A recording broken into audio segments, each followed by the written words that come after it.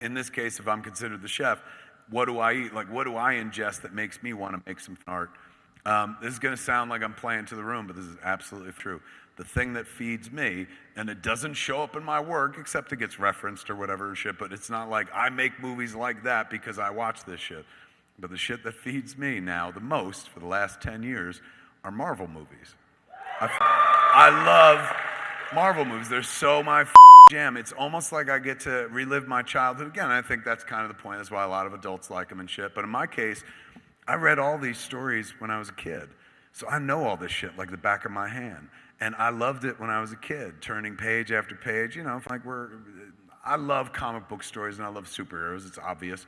I've been talking about them for like 30 years because at the root of every superhero story is my favorite morality tale. The worst thing in the world is happening, and everybody is rightfully running away from it in terror, screaming. And then there's one person, very colorfully dressed, heading straight toward it. That's how I want to live my life, man. Like, I don't want to run from everything. I want to run straight toward the threat, you know, dressed like an asshole. And so far, so good. So I love telling stories like that, or I love reading stories like that, but I don't tell stories like that. Like, just because I've ingest and repeat watch and savor the flavor of every single Marvel movie, with the exception of maybe the Eternals. That was a little slow. But it looked great. It looked beautiful, but it was just a little bit slow.